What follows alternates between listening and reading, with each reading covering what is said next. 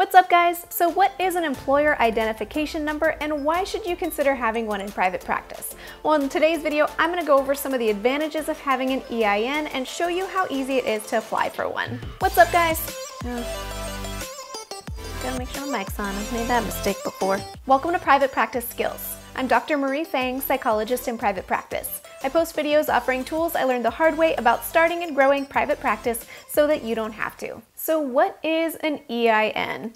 It stands for Employer Identification Number. Now let's break that down real quick because I know when I got started in private practice, I would see that little EIN get referenced next to the SSN for Social Security number on forms like the Schedule C 1040 tax form, and I had no idea what it meant, but I heard that it was Employer Identification Number, and I thought, well, I'm a sole proprietor, I don't have an employer, so it doesn't apply to me.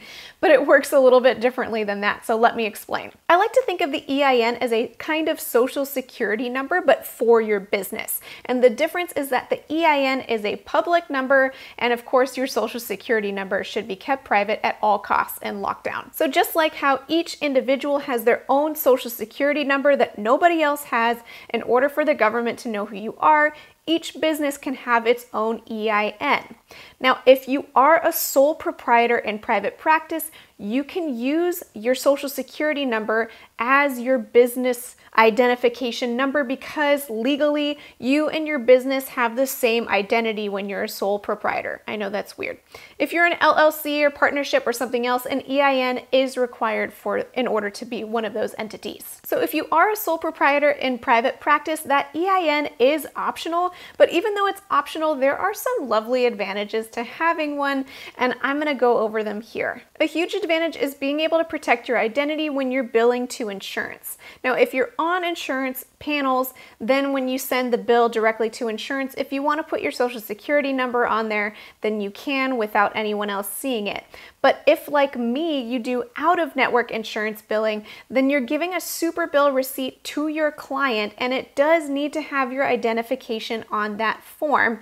And I really discourage you from putting your social security number on anything that you're handing out to clients. Now, there are a few instances when sole proprietors are required to have an EIN, and those include if you ever wish to hire any employees, and also if you ever wish to open a solo 401k. Now, if you're not hiring any employees, I do encourage you to consider opening a 401k, but we'll just have to save that for another video. Once I finally caved and decided to apply for an EIN, I was so surprised by how easy the process was. And I'm just going to share with you how to do it. So first, head to the EIN Assistant via the IRS website. You can find a link in the description box here, or simply Google EIN Assistant and it'll pop up.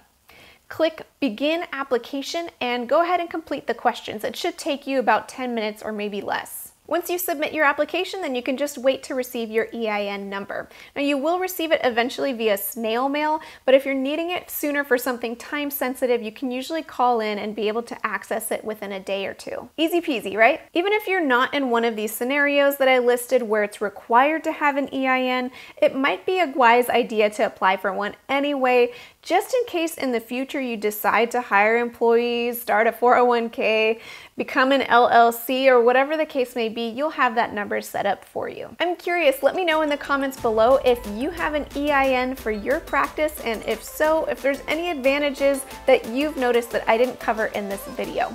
And until next time, from one therapist to another, I wish you well. Easy peasy. Easy peasy.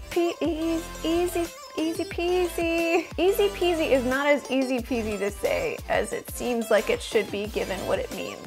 Easy peasy. Easy peasy.